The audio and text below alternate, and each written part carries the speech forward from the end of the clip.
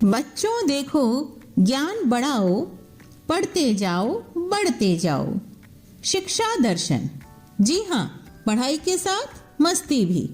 यह शिक्षा विभाग राजस्थान सरकार द्वारा बच्चों को टीवी के माध्यम से पढ़ाई का अपना एक अनूठा रोचक कार्यक्रम है। डीडी राजस्थान के अलावा अन्य 13 नेटवर्क चैनल पर एक साथ प्रसारित किया जा रहा है, जिसका नाम है शिक्षा दर्शन। इसके अंतर्गत आप कक्षा 1 से 12 तक वीडियो के माध्यम से अध्ययन कर सकते हैं। इस कार्यक्रम से आपको घर बैठे 5 दिन सभी विषयों की विषय वस्तु अत्यंत रोचक तरीके से समझाई जाएगी तथा शनिवार को विभिन्न क्षेत्रों की जानकारी आपको दी जाएगी। यह 3.25 घंटे चलने वाला कार्यक्रम है। राजस्थान राज्य शैक्षिक अनुसंधान एवं प्रशिक्षण परिषद उदयपुर के तत्वावधान में तैयार किया गया है। यह कार्यक्रम इस प्रकार रहेगा: कक्षा 9 से 10 दोपहर 12:30 से 1:30 बजे तक, कक्षा 11 से 12 1:30 बजे से 2:30 बजे तक व कक्षा 1 से 8 तक का कार्यक्रम 3 बजे से 4:15 तक रहेगा। नई दुनिया मिलकर बनाए हम, नई दुनिया मिलकर जीत ले हम सारी दुनिया। बीच हमें आज बोने दो, रोज उसे थोड़ा बढ़ने दो। छू लेंगे आकाश हम, मन के विचार हकीकत बने। सिद्धि फल से आनंद देंगे, कोशिश कर बढ़े, सोच बुलंद करे।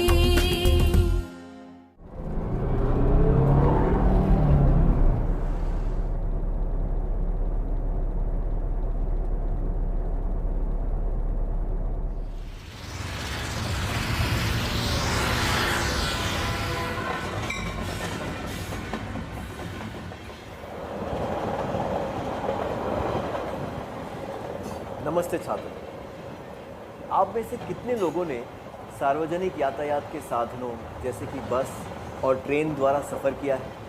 कृपया अपने हाथ ऊपर कीजिए। लगता है कि सभी लोगों ने इनका इस्तेमाल किया है। हम में से कुछ लोग रोज़ बस या ट्रेन का इस्तेमाल नहीं करते होंगे, पर हम सब ने कभी ना कभी तो इनमें सफ़र किया होगा, है ना?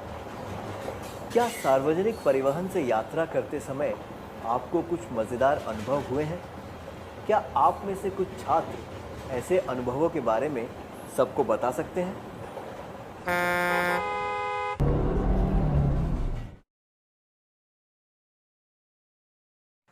अपने अनुभव बताने के लिए शुक्रिया। क्या हम सार्वजनिक परिवहन द्वारा यात्रा करने के कुछ सकारात्मक पहलुओं की सूची बनाएं? कम खर्च में यात्रा कर पाते हैं, कई तरह के लोगों से मिलने और उनसे बात करने का मौका मिलता है, बहुत सी अनोखी चीजें देखने को मिलती हैं। सार्वजनिक परिवहन का उपयोग करने की सबसे रोचक बात यह है कि हम नए लोगों से मिलते हैं और हमें उन्हें जानने का मौका मिलता है कि नहीं? हम ऐसे लोगों से मिल पाते हैं जो अच्छे होते हैं और वे दूसरों की मदद करके यात्रा को सुखद बनाते हैं। लोग एक दूसरे की मदद किस तरह कर सकते हैं, यह जानने के लिए क्या हम एक अभिनय करें? मुझे 2 छात्र चाहिए जो स्वेच्छा से यहां आना चाहते हो। मैं आपको एक परिस्थिति दूंगा। एक नौजवान लड़का रवि बस में बैठकर सफर कर रहा है। अगले बस स्टॉप पर एक बुजुर्ग व्यक्ति बस में चढ़े, पर कोई भी सीट खाली नहीं है। क्या आप दोनों इस दृश्य का अभिनय कर सकते हैं?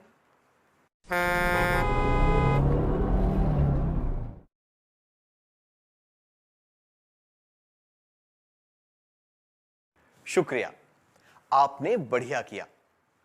हमने देखा कि जब वे बुजुर्ग व्यक्ति बस में चढ़े, तब उस नौजवान ने तुरंत अपनी सीट उन्हें दे दी। बुजुर्ग व्यक्ति खुश हुए और उन्होंने नौजवान को धन्यवाद दिया।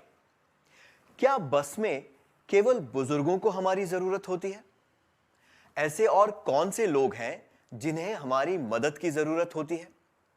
इन संकेत चित्रों के आधार पर सूची बनाइए।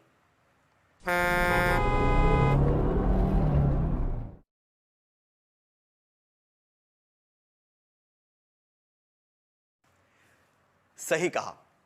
गर्भवती महिलाओं को, विकलांग व्यक्तियों को, बीमार लोगों को और जिनके पास छोटे बच्चे हों, उन सभी को हमारी मदद की जरूरत होती है। तो याद रखिए, हमें अपनी सीट बुजुर्गों, गर्भवती महिलाओं, विकलांग व्यक्तियों, बीमार लोगों और जिनके पास छोटे बच्चे हों, उन्हें देनी चाहिए। फिर से कहिए, हमें अपनी सीट बुजुर्गों, गर्भवती महिलाओं, विकलांग व्यक्तियों, बीमार लोगों और जिनके पास छोटे बच्चे हों, उन्हें देनी चाहिए। क्या हम एक और अभिनय करें? मुझे 3 छात्रों की जरूरत है, क, ख और ग। कृपया स्वेच्छा से आगे आ जाइए। क खिड़की के पास बैठा है, ख उसके बगल में बैठा है, ग सीट के पास खड़ा है। कुछ देर के बाद बस अगले स्टॉप पर रुकती है। क नीचे उतर जाता है। इसके बाद क्या होता है? क्या आप इसका अभिनय करके दिखा सकते हैं?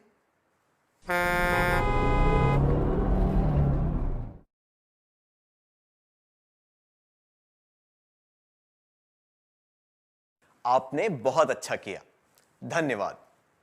हमने क्या देखा? हमने देखा कि जब खिड़की के पास वाली जगह खाली हुई तो ख खिसक कर आगे चला गया ताकि ग को बैठने की जगह मिले। जगह खाली होने पर हमें आगे सरक जाना चाहिए ताकि दूसरा व्यक्ति वहां बैठ सके। आइए फिर से कहें, जगह खाली होने पर हमें आगे सरक जाना चाहिए ताकि दूसरा व्यक्ति वहां बैठ सके। जब हम किसी बुजुर्ग व्यक्ति, विकलांग व्यक्ति या गर्भवती महिला को खड़े हुए देखें तो हमें अपनी सीट उन्हें देनी चाहिए। उसी तरह अगर कोई सीट खाली हुई हो तो हमें आगे सरक जाना चाहिए ताकि खड़ा हुआ व्यक्ति सीट पर बैठ सके। क्या अब हमें गीत गाएं? कृपया गीत गाने के लिए खड़े हो जाइए।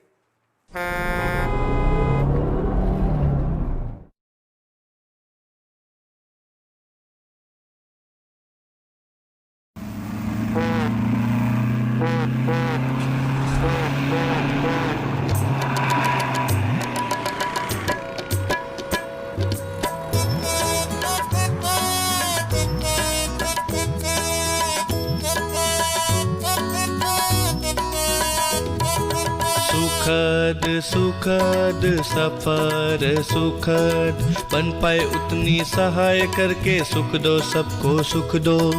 सुखद सुखद सफर सुखद, बन पाए उतनी सहाय करके सुख दो सबको सुख दो। भरी ठसी गाड़ी आती है जब निसहाय लोग आते हैं तब, स्वस्थ जन उठकर जगह दे तब सुखद सफर सुखद। भरी ठसी गाड़ी आती है जब निसहाय लोग आते हैं तब, स्वस्थ जन उठकर जगह दे तब सुखद सफर सुखद। सुखद सुखद सफर सुखद, बन पाए उतनी सहाय करके सुख दो सबको सुख दो। सुखद सुखद सफर सुखद, बन पाए उतनी सहाय करके सुख दो सबको सुख दो। स्वार्थ छोड़कर हट जाए, विधक नजर छोड़ सभ्य बने, सामान और वाणी संयम में हो तो सुखद सफर सुखद। स्वार्थ छोड़कर हट जाए, विधक नजर छोड़ सभ्य बने, सामान और वाणी संयम में हो तो सुखद सफर सुखद। सुखद सुखद सफर सुखद, बन पाए उतनी सहाय करके सुख दो सबको सुख दो। सुखद सुखद सफर सुखद, बन पाए उतनी सहाय करके सुख दो सबको सुख दो।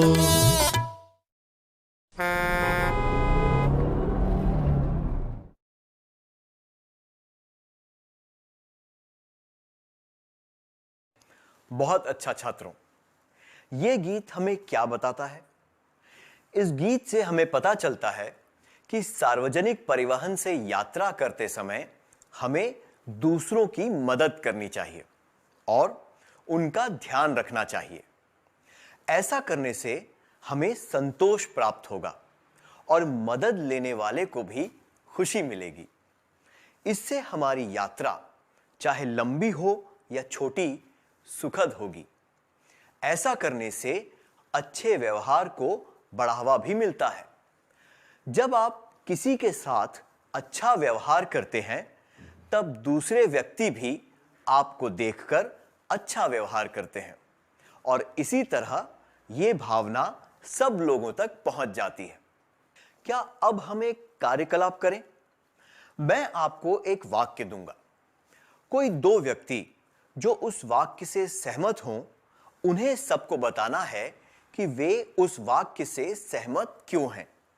फिर कोई दो व्यक्ति जो उस वाक्य से सहमत ना हो, उन्हें आगे आकर बताना है कि वे सहमत क्यों नहीं हैं।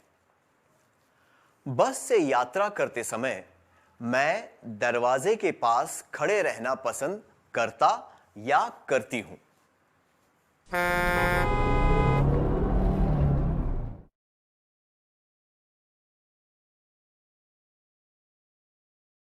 आपने बहुत अच्छा किया। इस वाक्य के दोनों दृष्टिकोण बताने के लिए शुक्रिया। वास्तव में देखा जाए तो यह अच्छा होगा अगर आप बस में चढ़ते ही पीछे की ओर चले जाएं। हमें दरवाजे के पास तभी खड़े रहना चाहिए जब हमारा स्टॉप आने वाला हो या फिर बस में चढ़ते ही हमें अगले स्टॉप पर उतरना हो। आइए फिर से कहें, हमें दरवाजे के पास तभी खड़े रहना चाहिए जब हमारा स्टॉप आने वाला हो या फिर बस में चढ़ते ही हमें अगले स्टॉप पर उतरना हो। यह हमेशा ठीक रहता है कि आप बस में पीछे की तरफ खड़े रहें ताकि जिन्हें नीचे उतरना हो उनके लिए जगह रहे। इस तरह दूसरों की मदद करके हम स्वीकार्य लक्षण दर्शाते हैं और दूसरों के लिए बाधा भी नहीं बनते। क्या आपने ध्यान दिया है कि सार्वजनिक परिवहन में कई बार दूसरों के व्यवहार से लोगों को परेशानी हो सकती है? कुछ लोग बहुत ज्यादा सामान ले जाते हैं जिसकी वजह से लोगों को दिक्कत होती है। समस्या को और बढ़ाने के लिए वे लोग अपने सामान को हर मुमकिन जगह पर रख देते हैं। क्या बस या ट्रेन में सफर करते वक्त आपको कभी किसी के ज्यादा सामान की वजह से परेशानी हुई है? क्या आप में से एक दो छात्र इसके बारे में सबको बताना चाहेंगे?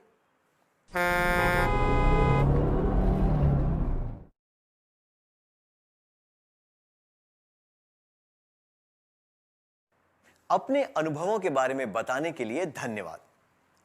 जब एक व्यक्ति ज्यादा सामान लाता है तो सही मात्रा में सामान लाने वाले दूसरे व्यक्ति को अपना सामान रखने के लिए पूरी जगह नहीं मिलती। हर जगह सामान रखने से लोगों को आने जाने में भी परेशानी होती है। इस वजह से आपातकालीन स्थिति में काफी मुश्किल हो सकती है क्योंकि लोग आसानी से बाहर नहीं जा सकते। तो फिर जिम्मेदारी से सार्वजनिक परिवहन का इस्तेमाल करते वक्त हमें क्या करना चाहिए?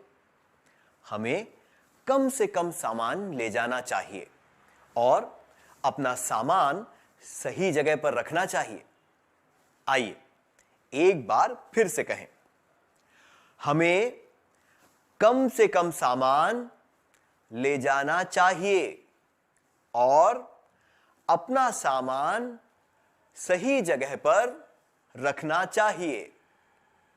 हमें ध्यान रखना चाहिए कि हम दूसरों के लिए बाधा ना बने। पर हम कई बार देखते हैं कि कुछ लोग न केवल दूसरों के लिए बाधा उत्पन्न करते हैं बल्कि सबको परेशान भी कर देते हैं। कुछ लोग मोबाइल फोन पर या आपस में जोर जोर से बातें करते हैं, जोर से हंसते हैं। कुछ लोगों की आदत होती है कि वे सबके सामने तेज गंध वाला खाना जोर से चबा चबा कर खाते हैं। क्या आपके साथ ऐसा कोई अनुभव हुआ है? क्या आप उसके बारे में बता सकते हैं?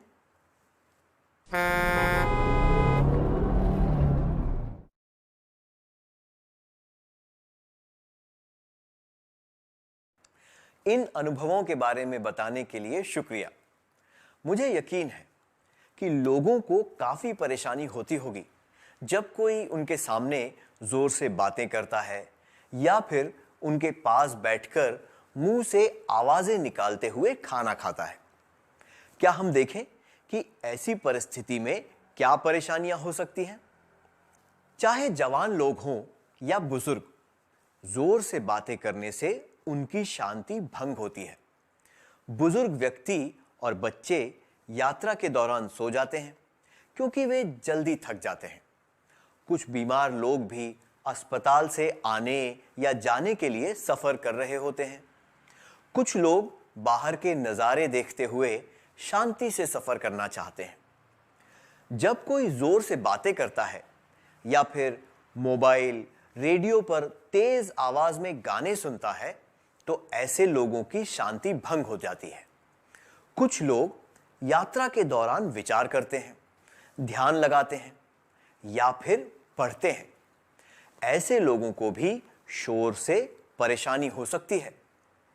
तो हमें ये याद रखना चाहिए कि हमें मोबाइल पर या आपस में जोर से बातें नहीं करनी चाहिए और ना ही तेज आवाज में गाने सुनने चाहिए। फिर से कहिए, हमें मोबाइल पर या आपस में जोर से बातें नहीं करनी चाहिए और ना ही तेज आवाज में गाने सुनने चाहिए। अब खाने की बात करते हैं। मुंह से आवाजें निकालते हुए खाना खाने से दूसरों को परेशानी हो सकती है। खाने की कुछ वस्तुएं ऐसी होती हैं जिनसे बहुत ज्यादा गंध आती है। इससे दूसरों को तकलीफ हो सकती है या फिर वे उस गंध से बीमार भी पड़ सकते हैं। इससे लोगों की परेशानी बढ़ सकती है। इसलिए सार्वजनिक परिवहन का इस्तेमाल करते वक्त हमें दूसरों की भावनाओं का ख्याल करना चाहिए। हमें किसी भी प्रकार का अनुचित व्यवहार नहीं करना चाहिए।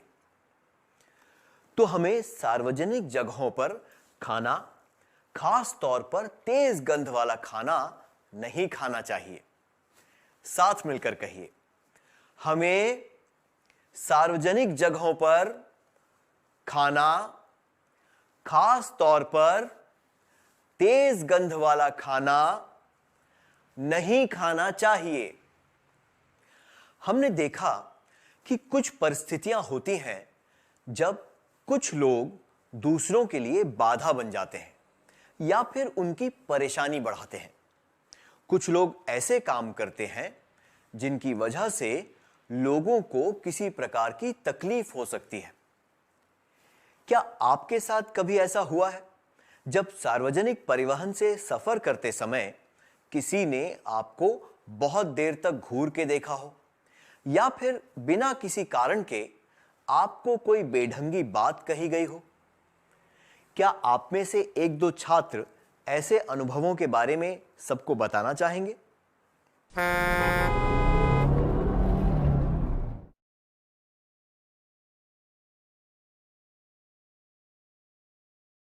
इस बारे में खुलकर बताने के लिए धन्यवाद। आपने सही कहा, इन बातों से गुस्सा आ सकता है। किसी अनजान व्यक्ति को घूर कर देखना या उसे कोई बेढंगी बात कहना अच्छा नहीं होता। इससे लोगों को अजीब सा महसूस होता है और उनकी निजी जिंदगी में दखल पड़ता है।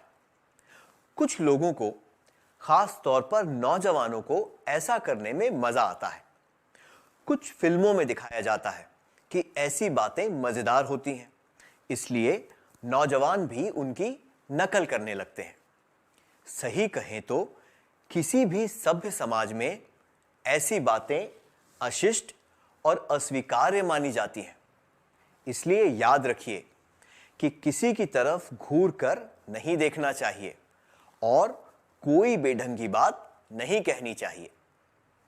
फिर से कहिए, हमें किसी की तरफ घूर कर नहीं देखना चाहिए और कोई बेढंगी बात नहीं कहनी चाहिए।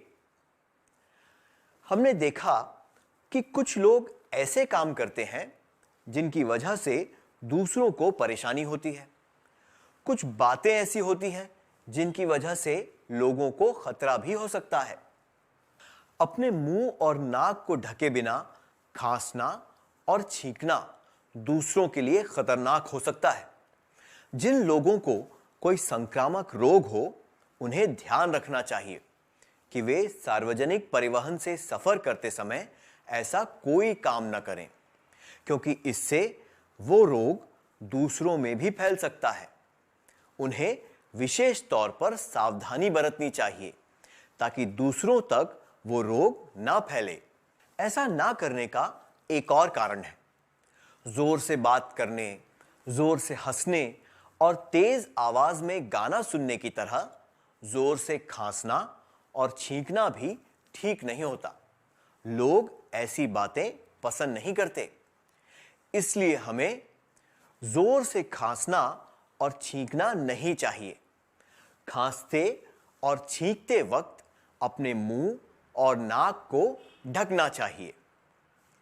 फिर से कहिए, हमें जोर से खांसना और छींकना नहीं चाहिए।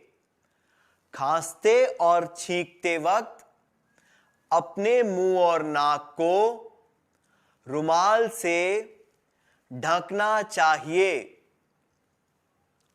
हमने देखा कि कई सकारात्मक और नकारात्मक बातें हैं जिनका असर हमारे साथ सफर कर रहे लोगों पर पड़ता है, पर कई बार गैर जिम्मेदार लोगों की वजह से सार्वजनिक संपत्ति पर सीधा असर पड़ता है। क्या आप इन चित्रों में दिए गए संकेतों द्वारा इसका उदाहरण दे सकते हैं?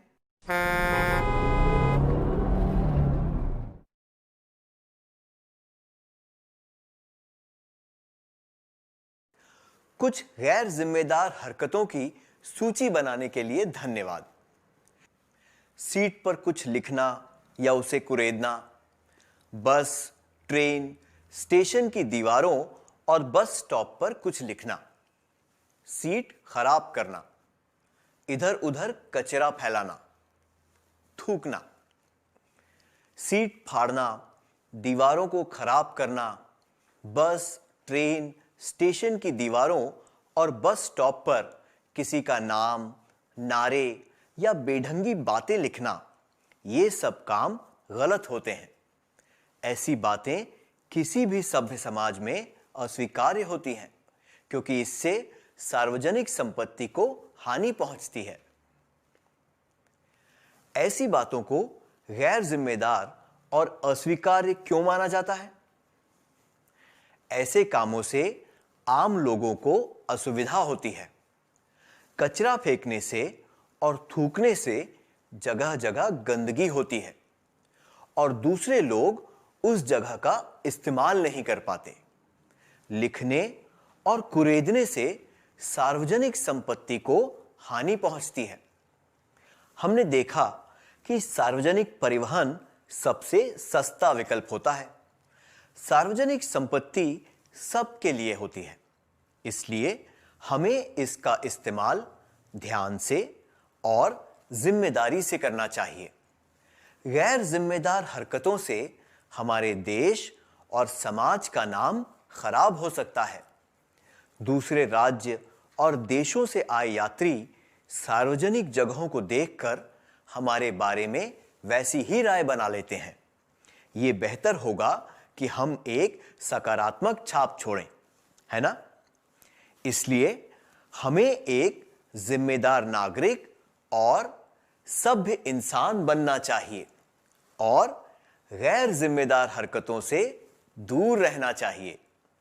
फिर से कहिए, हमें एक जिम्मेदार नागरिक और सभ्य इंसान बनना चाहिए और गैर जिम्मेदार हरकतों से दूर रहना चाहिए। क्या हम आज के सत्र का सार संक्षेप कर लें?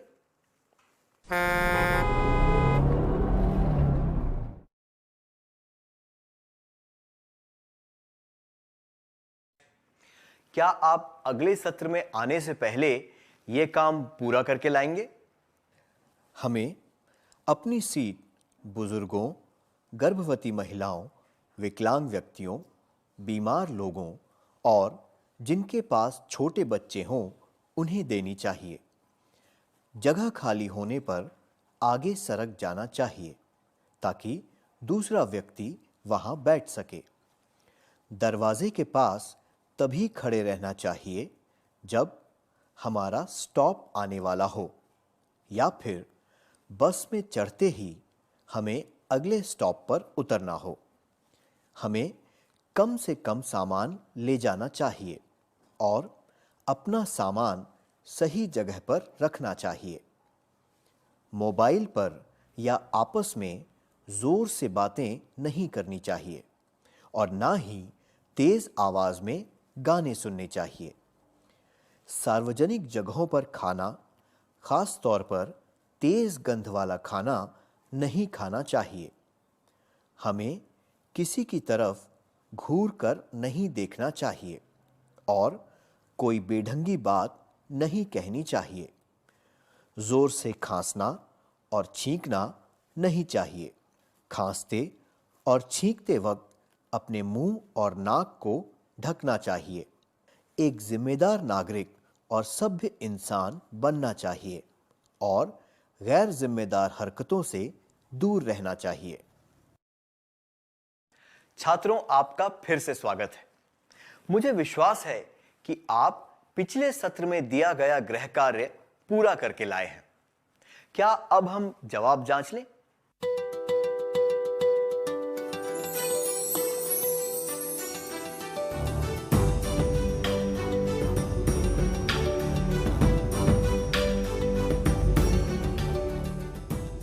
प्रश्न 1। आप और आपके दोस्त बस से कहीं घूमने जा रहे हैं। आप सब खुश होकर जोर से बातें कर रहे हैं। आपके पास बैठा एक यात्री आपसे निवेदन करता है कि आप धीरे बात करें। आप क्या करेंगे? 1। हम कुछ देर शांति रखेंगे और फिर से बातें करने लगेंगे।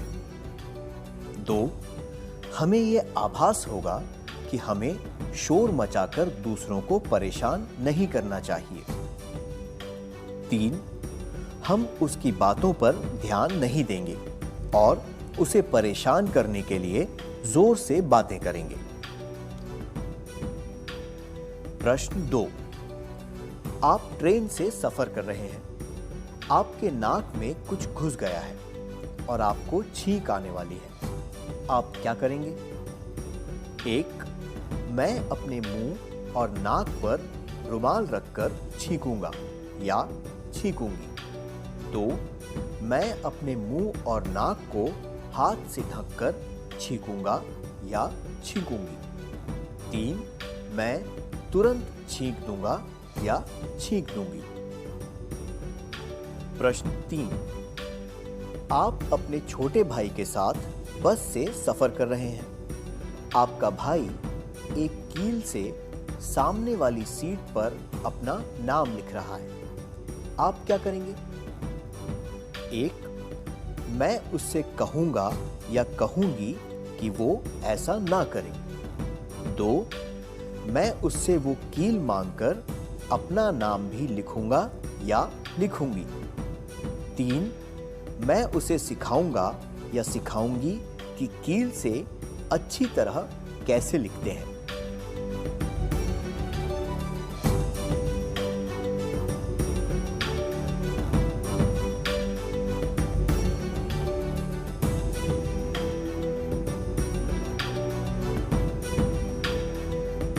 क्या आप अगले सत्र में आने से पहले यह काम पूरा करके लाएंगे?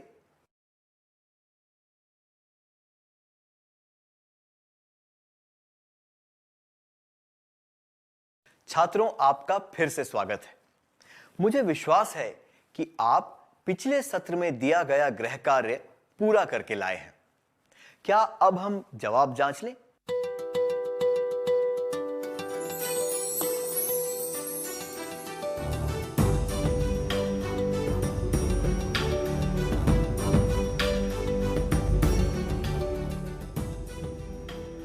आपका जवाब क्या है?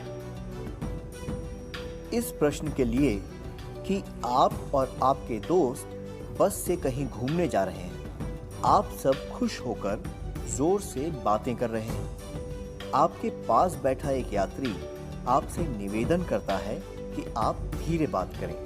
आप क्या करेंगे? ये जवाब कि हम कुछ देर शांति रखेंगे और फिर से बातें करने लगेंगे, और ये जवाब कि हम उसकी बातों पर ध्यान नहीं देंगे और उसे परेशान करने के लिए जोर से बातें करेंगे, उचित नहीं है।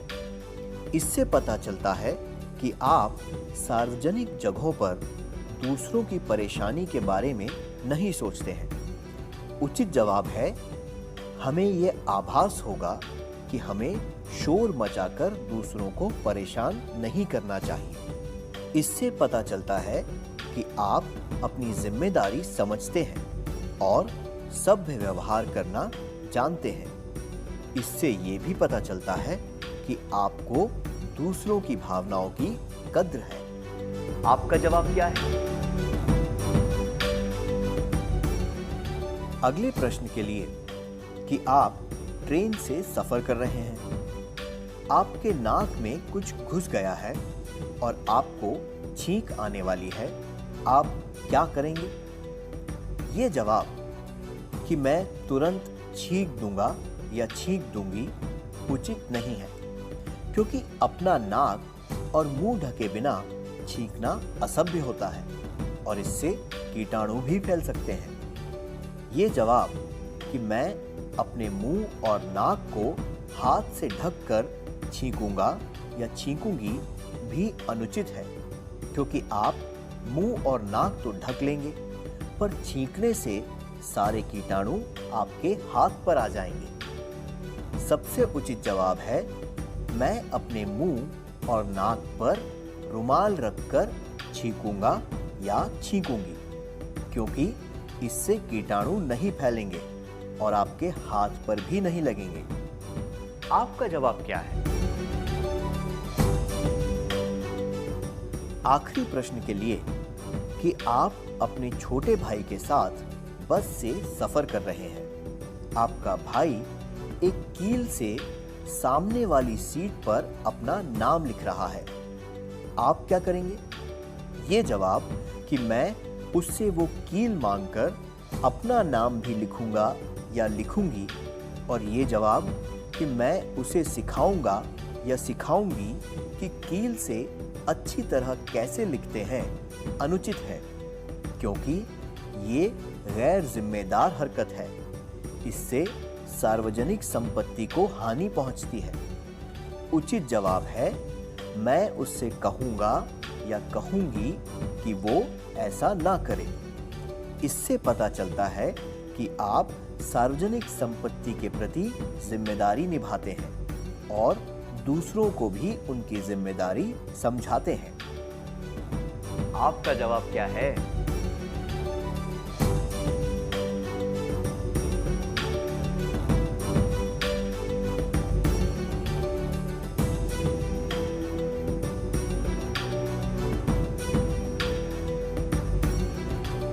क्या हम अगले सत्र पर चलें? ओह, ये चैप्टर कैसे खत्म होगा? ओह माय गॉड, ये मैथ्स के इतना tough questions. Oh my God, chemistry में भी इतने सारे questions. Oh my God, physics में इतना सारा सब कुछ कैसे मैं हैंडल करूंगी? इतना ज्यादा प्रेशर। ओह माय गॉड, कोई तो मेरी हेल्प करो, मदद करो प्लीज। हेलो एवरीवन, मेरा नाम खुशबू चंद्रा है और मैं माइक्रोसॉफ्ट में एक सॉफ्टवेयर इंजीनियर हूँ।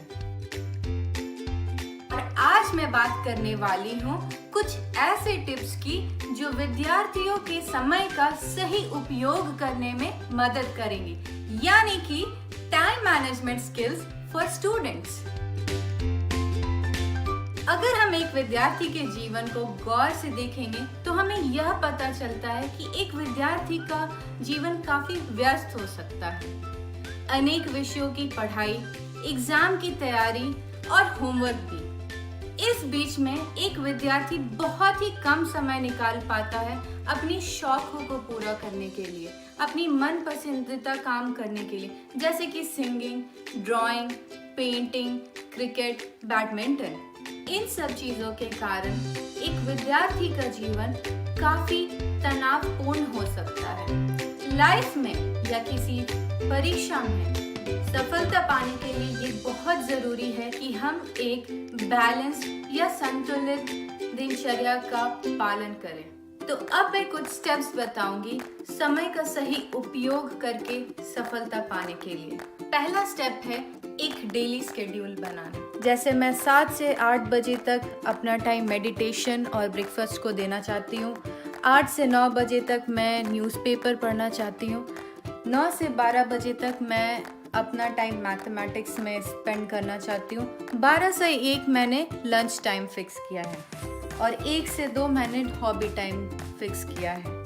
2 से 4 बजे तक फिजिक्स के लिए, 4 से 6 बजे तक केमिस्ट्री के लिए, फिर 6 से 7 के बीच में मैं एक छोटा ब्रेक और ले रही हूँ अपने हॉबी के लिए और डिनर के लिए। इससे मुझे ये भी टाइम मिलेगा कि मैं अपने फैमिली मेम्बर से थोड़ी बात कर सकूँ और मैं अपने साइड में जो भी मेरे शौक है मैं उसको भी पूरा कर सकूँ। और 7 से 10 बजे मैंने होमवर्क के लिए बुक किया है और मैंने इस शेड्यूल में 10 से 11 के बीच में रिवीजन का भी टाइम रखा है, ताकि मैं दिन भर में जितनी पढ़ाई की हूँ वो सब मैं रात में रिवाइज कर पाऊँ। दूसरा स्टेप है अपने लिए एक लक्ष्य तय करना। आप जैसे देख सकते हैं कि मेरा ये शेड्यूल ऐसे सेट है। इसको मैंने एक और लेवल पे थोड़ा डिटेल करने के लिए कोशिश की है और आप यहाँ देखेंगे कि मैं हर एक सब्जेक्ट के लिए लिख रही हूँ कि मैं क्या पढ़ने वाली हूँ। जैसे मैंने मैथ्स में चूज़ किया है, मैं कैलकुलस में टाइम स्पेंड करूँगी। फिजिक्स में मैं मोशन इन अ प्लेन पढ़ूँगी और केमिस्ट्री में स्ट्रक्चर ऑफ अ एटम पढ़ूँगी। तो ये एक और डिटेल लेवल में मेरा शेड्यूल बना है और मुझे पता है कि मेरा लक्ष्य ये है कि इस दिन में मुझे ये सारे चैप्टर्स जो मेरी कक्षा के लिए पर्याप्त है मैं कंप्लीट कर पाऊँ। तीसरा स्टेप है कि अपने आसपास से सारे डिस्ट्रैक्शंस हटाना। डिस्ट्रैक्शंस हटाना क्या होता है? डिस्ट्रैक्शंस हो सकते हैं मोबाइल फोन्स, टीवी, कंप्यूटर, या आसपास में बच्चों की खेलने की शोर, या फिर कहीं दूर से कुछ गाना बजना जो कि आपके जो वो 1 या 2 घंटे की जो टाइम है जहां आप पढ़ाई करना चाहते हैं, जहां आप एक टॉपिक कंप्लीट करना चाहते हैं, वो हो नहीं पा रहा हो। तो ये बहुत ही ज़रूरी है कि आप इन सारे डिस्ट्रैक्शन से दूर रहें। आप एक ऐसे किसी स्थान को चूज़ करें जहाँ पर कि ये सारी आवाज़ें और डिस्ट्रैक्शंस ना हो और आप अपनी पढ़ाई के तरफ ज़्यादा कंसंट्रेट कर पाएँ।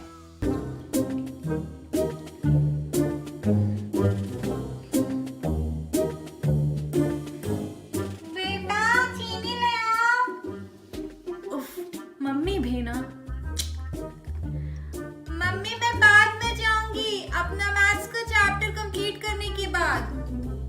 चौथा स्टेप है अपनी होमवर्क सबसे पहले पूरी करना। 5वां स्टेप है कि चैप्टर को छोटे छोटे टॉपिक में ब्रेक करना। आखिरी स्टेप ये है कि आप अपने डेली स्केड्यूल की सफलता या असफलता के बाद अपने स्केड्यूल को परिवर्तित करें ताकि आप उसका ज्यादा से ज्यादा फायदा उठा पाए। जैसा कि मैंने आपको दिखाया, ये मेरा पहला स्केड्यूल था और मैंने देखा कि ये थोड़ा सा मेरे लिए अनईजी हो गया क्योंकि यहाँ पर मैंने ज़्यादा टाइम किसी एक सब्जेक्ट को दिया और थोड़े मेरे जो रूटीन्स है वो सही नहीं सेट हो पा रहे थे, तो मैंने इस रूटीन को इम्प्रूव करने का कोशिश किया है और ये मेरा सेकेंड रूटीन और स्केड्यूल मैंने बनाया है। तो अब मैं 7 से 8 बजे योगा और ब्रेकफास्ट के लिए टाइम मैंने रखा है। 8 से 9 बजे मैंने रिवीजन रखा है। तो मैंने जो पिछले वाले स्केड्यूल में 10 से 11 बजे रिवीजन का टाइम रखा था, उसे मैंने चेंज करके 8 से 9 बजे सुबह कर दिया है। और 9 से 12 मैथमेटिक्स रखा है और 12 से 1 लंच रखा है। और 1 से 2 मुझे मेरे पहले वाले रूटीन में ऐसा लग रहा था कि मैं थोड़ा ज़्यादा थक जा रही हूँ, तो मैंने 1 से 2 बजे के बीच में एक छोटा सा सोने का टाइम रखा है और नैप टाइम रखा है। और 2 से 4 फिर मैं फिज़िक्स पढ़ूंगी, 4 से 7 मैं केमिस्ट्री पढ़ूंगी। आपके पास हमेशा ये ऑप्शंस है कि ये जो मैथमेटिक्स, फिजिक्स और केमिस्ट्री, आप इन सब्जेक्ट्स को ऊपर नीचे कर सकते हैं डिपेंडिंग आप अपने प्रिपरेशन के बारे में क्या सोचते हैं, आप किस सब्जेक्ट में ज़्यादा टाइम देना चाहते हैं। ये बस एक सैम्पल है, बट कुछ विद्यार्थी ऐसे होते हैं जिन्हें फिजिक्स में ज़्यादा टाइम देना है, तो यू आर ऑलवेज वेलकम कि you can change the schedule here. और मैंने डिनर का टाइम भी चेंज कर दिया। जो डिनर मेरा 6 से 7 था, अभी मैंने 7 से 8 का टाइम रखा है। और मैंने हॉबी का टाइम जो पहले था वो मैंने निकाल के 7 से 8 और 8 से 9 बजे का जो टाइम है, मैं वो खुद को देना चाहती हूँ 2 घंटा, कि मैं थोड़ा रिलैक्स कर पाऊँ, मैं पढ़ाई के अलावा भी कुछ कर पाऊँ, ताकि मैं सफलता की ओर और अच्छे से बढ़ूँ। अब आप यहाँ देखिएगा, मैंने 9 से 11 के बीच में होमवर्क का टाइम रख दिया है।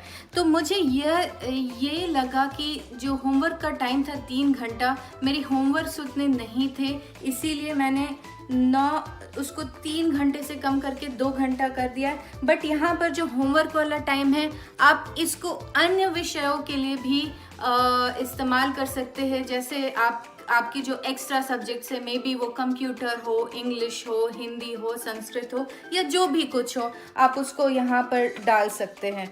और मैंने अब स्लीप का भी एक टाइम बना दिया है, ताकि मैं जानूँ कि मैं कितने घंटे सो रही हूँ।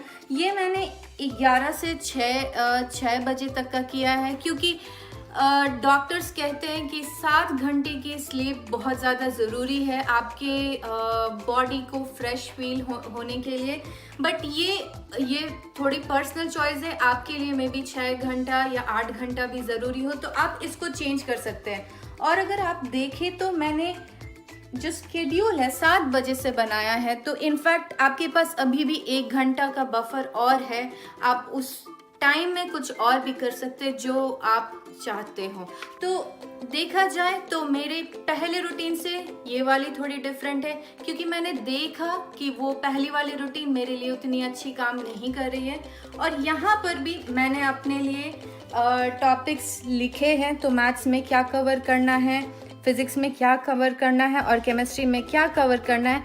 और मैं थोड़ी अपने स्वास्थ्य की तरफ भी ध्यान देना चाहती हूँ, तो मैंने यहाँ पर अपने लिए एक नोट लिखा है कि drink enough water and eat healthy food. ये बहुत ज़्यादा ज़रूरी है कि हम अपने आप को हाइड्रेट करके रखें और हम हेल्दी खाएं, ताकि हमारे दिमाग और हमारी बॉडी तंदुरुस्त रहे।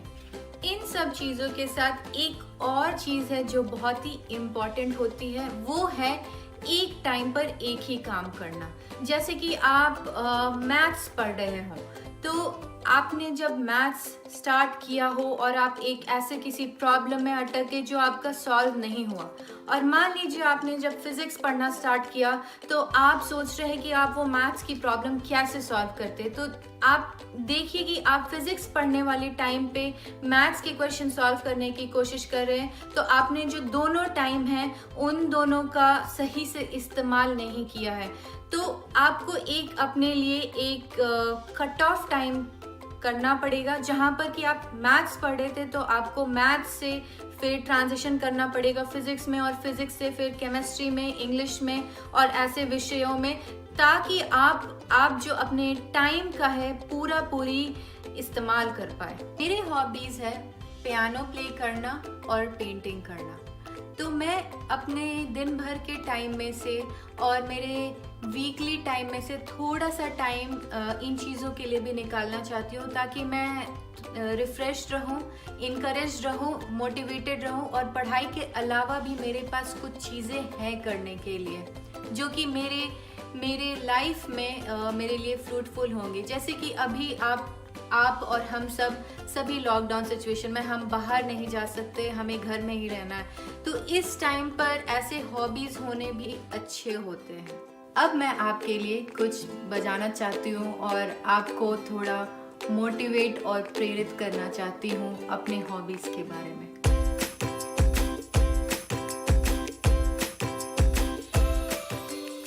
बेटा ये क्या कर रही हो?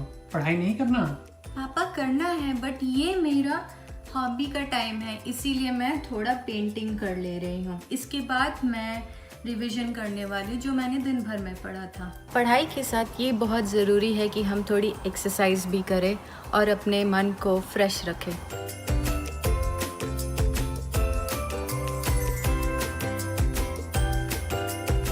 मुझे पूरा विश्वास है अगर विद्यार्थी इन स्टेप्स को फॉलो करेंगे तो सफलता के मार्ग पर आगे बढ़ेंगे।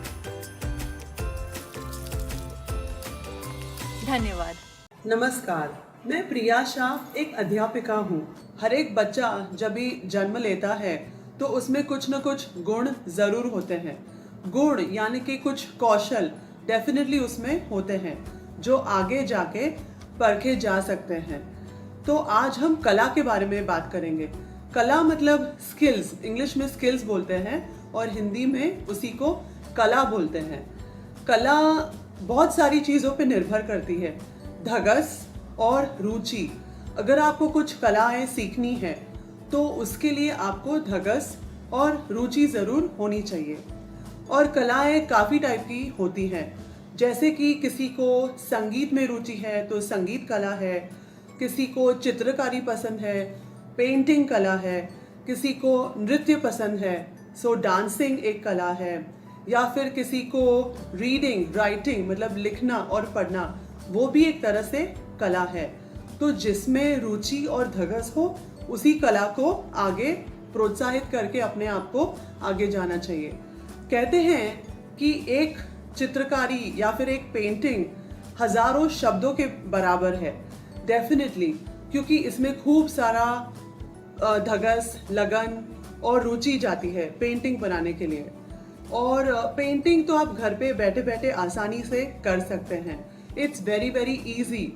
आपके पास अगर घर में काफ़ी सारे जो रिसोर्सेज है पेंटिंग के लिए अवेलेबल है तो डेफिनेटली आप घर पे बैठ के पेंट कर सकते हैं।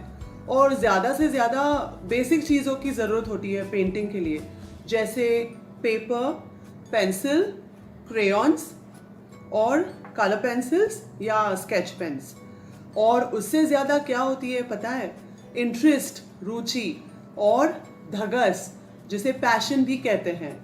और पता है आप घर पे बैठे बैठे घर पे पेंटिंग कर सकते हैं। आप किसी और कोने में जाके आप एक बुक ले लीजिए, ये पेपर ले लीजिए और पेंसिल से आपके मन में जो आए वो आप स्केच कर सकते हैं।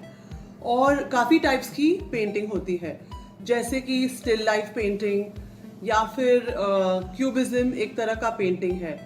स्टिल लाइफ पेंटिंग बहुत ही इजी है करने के लिए। उसमें क्या होता है, आपके पास अगर घर में कोई फ्रूट्स है किचन में या फिर आपके पास पुस्तकें हैं तो आप उसको आपके सामने रख के ड्रॉ कर सकते हैं और उसी को देख के पेंट कर सकते हैं। जैसे कि ये पेंटिंग है जो मेरी बेटी ने बनाया है, ये कोकोनट स्टिल लाइफ पेंटिंग है। तो हमने क्या किया था, एक कोकोनट सामने रख दिया था, खुला हुआ कोकोनट और एक पूरा कोकोनट, और उसको देख के हमने ड्रॉ किया और कलर भी किया। इसे स्टिल लाइफ पेंटिंग कहते हैं। So similarly you can do this with so many objects that you have in your kitchen, like fruits, apples, grapes, कुछ भी चीज़ें, पुस्तकें आप यूज़ करके स्टिल लाइफ पेंटिंग कर सकते हैं। दूसरी टाइप की पेंटिंग है कैनवस पेंटिंग। अगर आपके पास घर में कैनवस है, जैसे कि ये, इसको कैनवस बोलते हैं, तो आप कैनवस पेंटिंग भी घर पे कर सकते हैं। ऑयल पेस्टल्स यूज़ करके। आपको मन में जो भी आया है वो आप कैनवस पे उतार सकते हैं और उसको कलर करके डेफिनेटली कर सकते हैं। ये भी एक तरह से कैनवस पेंटिंग ही है। और पता है, पेंटिंग इज़ फन क्योंकि इसमें इतने सारे कलर्स यूज़ कर सकते हैं हम, और हर एक कलर का कुछ एक मीनिंग भी होता है। मुझे ये चाहिए कि आप कुछ चीज़ें तैयार करके रख दीजिए अपने पास, जैसे कि pencil, eraser, paper, drawing book, crayons and sketch pens. तो आज हम चित्रकला में सीनरी की पेंटिंग करेंगे। मैं आपको बताते जाऊंगी कि मैं क्या ड्रॉ कर रही हूँ। पहले तो मैं माउंटेन्स बना रही हूँ और इन सुंदर सुंदर पहाड़ों के पीछे मेरा सूरज दिखेगा, कुछ बादल। तो यहाँ पे मैं एक वृक्ष मीनिंग ट्री ड्रॉ कर रही हूँ। आकाश में उड़ते हुए पंछी भी तो नजर आने चाहिए। यहाँ पे हम एक छोटा सा घर बनाएंगे। ये देखिए मेरा घर और मेरा वृक्ष। और फूल है तो तितलियां तो होनी चाहिए, तो हम तितलियां बनाएंगे। देखो तितली ऐसे बनाते हैं। ये मैंने ओल शेप बनाया, इसके ऊपर ये कर्व्स और ये बटरफ्लाई के एक साइड हाथ और दूसरी साइड, और इसकी आंखें अब डिजाइन कर सकते हैं। ये हो गई मेरी तितलियां। अभी क्यों ना हम इसको कलरफुल बना दें, रंग बिरंगी कलर भर के। So you can use your colour pencils और you can use sketch pens like these, and otherwise you can use simple crayons. So I'm going to use crayons and some sketch pens. काफ़ी आसानी से हम इसको colour कर सकते हैं and crayons are very smooth. तो ये देखिए, ये मैंने स्काई को कलर किया है और क्लाउड्स को डार्क ब्लू किया है। आप भी ऐसा कर सकते हैं। Now let's color the sun bright yellow. Mountains brown colour के करने हैं।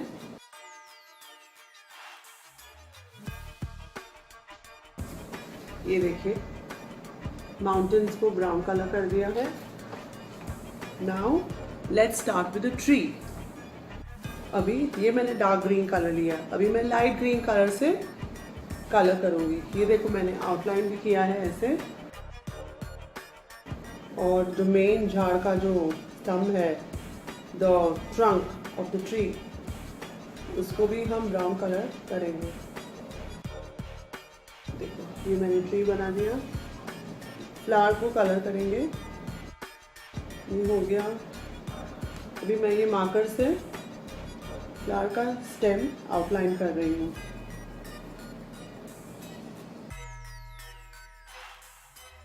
और ये बाकी का ग्रीन ग्रास हम कलर करेंगे।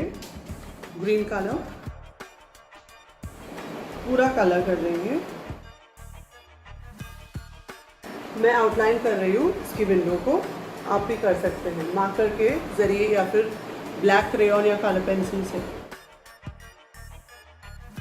मैंने ऐसे ब्रिक्स बनाए हैं हाउस के ऊपर, आप भी कर सकते हैं।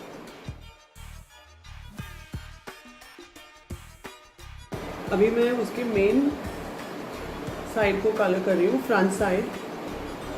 आप कौन से भी कलर्स ले सकते हैं, आपके मनचाहे colour. So this is how my house is looking. थोड़ा बैकग्राउंड कलर मैं दे रही हूँ अभी, ताकि हमारी ड्राइंग खाली ना लगे। It should look colourful. ये जो वाइट स्पेस है उसको फिल कर रही हूँ।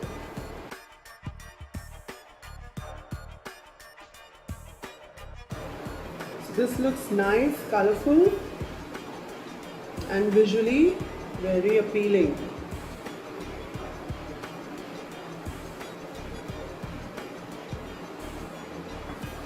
All right. So see, this is what I have done. ऐसे करके मैंने पूरी सीनरी बनाई है, काफ़ी रंगीन, और नेचर के सारे एस्पेक्ट्स को भी मैंने इसमें कवर किया है. Mountains, the sun, the clouds, the birds, trees. और आप ऐसे आपके मन में जो भी विचार आए आप ड्रॉ करके कलर कर सकते हैं. अगर आप सोचते हैं कि मैं क्या पेंट करूं, मुझे समझ में नहीं आ रहा है, तो एक और आसान तरीका है पेंटिंग के बारे में आपको मैं बताना चाहती हूँ. आप घर पे जाके आप विंडो पे बैठ जाइए या फिर अपनी बालकनी में बैठिए और आप जो बाहर देख रहे हैं उसको पेंट कीजिए. अगर आप बिल्डिंग्स देख रहे हैं तो बिल्डिंग्स बनाइए. बर्ड्स यानी पक्षियाँ देख रहे हैं तो पक्षियों को पेंट कीजिए ड्रॉ करके, क्योंकि painting is more of nature related. और आप ज़्यादा नेचर देखोगे बाहर विंडो से, सो डेफिनेटली आप उसको आपके पेपर पे उतार के कलर्स कर सकते हैं. और बिलीव मी, आपकी पेंटिंग इतनी अच्छे से निखर आएगी कि आपको बहुत ही ज़्यादा अच्छी खुशी मिलेगी. डेफिनेटली एक तरह से एक खुशी मिलती है पेंटिंग करने के लिए. और एक चीज़ है जो आपको मैं बताना चाहती हूँ. आप ऑनलाइन पेंटर्स के बारे में सर्व कीजिए. इंडियन पेंटर्स हैं जैसे MF हुसैन, रविंद्रनाथ टैगोर, इनके बारे में आप पढ़िए, रिसर्च कीजिए और इनकी पेंटिंग्स देखिए. और एक आसान तरीका भी है पेंटिंग स्टाइल सीखने का. पता है, वैन गॉग एक बहुत फेमस पेंटर है. वो क्या करते थे, अपने कमरे में जो फर्नीचर है उसको देख के उसको ड्रॉ करते थे और पेंट करते थे, और इसके लिए वो काफ़ी फेमस भी हो गए, वैन गॉग्स आर्ट पेंटिंग. तो आप वो भी कर सकते हैं. आपका घर के जो अंदर फर्नीचर है उसको देख के आप ड्रॉ कीजिए और पेंट कर दीजिए. हो गया वैन गॉग स्टाइल पेंटिंग. आपको याद है वो मूवी तारे ज़मीन पर, जिसमें वो बच्चा कितनी धगस दिखाता है पेंटिंग के लिए, उसको याद कीजिए. वो बच्चा पढ़ना नहीं चाहता, वो डेफिनेटली ऑब्वियस है मूवी देखने के बाद, लेकिन उसमें रुचि है पेंटिंग करने के लिए, और वो पेंटिंग कंपटीशन जीत जाता है उसकी रुचि और धगस की वजह से. तो मेरा मानना है कि अगर आपको रुचि है पेंटिंग करने के लिए, धगस है, आपको कलर्स अच्छे लगते हैं, तो डेफिनेटली आपको करना चाहिए. ज़िंदगी को रंगीन बनानी है तो ज़िंदगी में रंग भरिए, और आपकी ज़िंदगी में और दूसरे की ज़िंदगी में भी. इसीलिए मैं यही कहना चाहती हूँ, हैप्पी पेंटिंग. अब समझे और सीखे, सपनों के बादल में उड़ जाए, नॉलेज के जंगल में खो जाए, सपनों के बादल में उड़ जाए. बच्चों, आपको यह कार्यक्रम कैसा लगा? अपना सुझाव अवश्य दें. इस कार्यक्रम से संबंधित आपके मन में यदि कुछ सुझाव आता है या किसी भी तरह की शंका आपके मन में है तो आप हमें ईमेल एड्रेस पर भेज सकते हैं. हमारा ईमेल एड्रेस है shikshadarshan rajasthan@gmail.com. धन्यवाद.